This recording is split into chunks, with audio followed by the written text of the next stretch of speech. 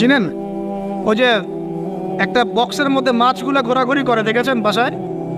এরা কেন ঘুরে, কখনো জিজ্ঞাসা করেছেন নিজেকে যে ওরা কেন একই রাস্তায় বারবার ঘোরে? হ্যাঁ বলেন। ব্রেইনের ধারণ ক্ষমতা এতটুকুই, ও যে রাস্তা দিয়ে যায় ও ভুলে যায় কোন রাস্তা দিয়ে এসেছে। ওই জন্য প্রতিবার এই রাস্তাকে ওর কাছে নতুন বলে মনে হয়।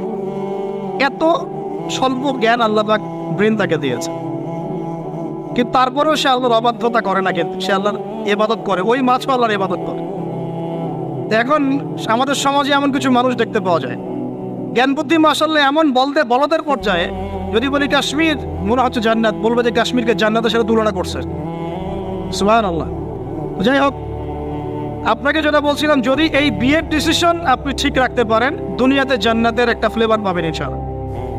এই সৌভাগ্য নবী সাল্লাল্লাহু আলাইহি ওয়াসাল্লামের হয়েছিল, কারণ তার ঘরে খাদিজা রাদিয়াল্লাহু আনহার মতো একজন স্ত্রী ছিলেন। সারা দুনিয়া তার বিরুদ্ধে, কিন্তু বাসায় গেলে তিনি প্রশান্তির সাথে থাকেন। এটা নিয়ামত না? আর নূহ আলাইহিস সালাম, সারা দুনিয়ার সাথে লড়তে হয়, বাসায় এসে আবার ওয়াইফের সাথে লড়তে হয়। নূহ আলাইহিস সালামের ওয়াইফ কিন্তু ইমানদার ছিলেন, বুঝছেন দাদা? তো এই যে দুনিয়াতে পরীক্ষা। এখন দেখুন, আপনাদেরকে বলতে যাচ্ছি যে রমাদান আমাদেরকে তাকওয়া শিখিয়েছে, মানে আল্লাহ পাকের সমস্ত নিষেধ বর্জন করা। একটা হাদিস বলি, আপনি বুঝতে পারবেন। আল মুমিন, মুমিন মুসলিমকে, আল মুমিন আল মুসলিম মান সালিম আল মুসলিমুনা মিন লিসানিহি ওয়া ইয়াদিহি, যার হাত এবং জবান থেকে অন্য মুসলিম নিরাপদ থাকে। আর আল মুহাজির, মুহাজিরকে মান হাজারা মা নাহা আল্লাহু আন, আল্লাহ পাক যা নিষেধ করেছেন এখান থেকে সে দূরে থাকে, আল্লাহর নিষেধ থেকে দূরে থাকে। আল্লাহর নিষেধ থেকে দূরে থাকলে পরে তাকওয়ার ফ্লেভার পাওয়া যায়। স্ত্রী ছিল হালাল, আমি ছেড়ে দিয়েছিলাম। পানি পান করা কি হালাল না হারাম? হালাল, কিন্তু রোজা রেখে ছেড়ে দিয়েছে।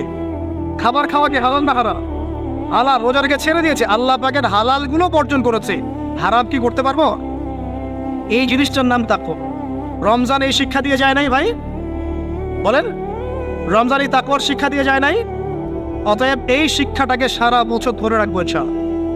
পারা যাবে তো ইনশাআল্লাহ?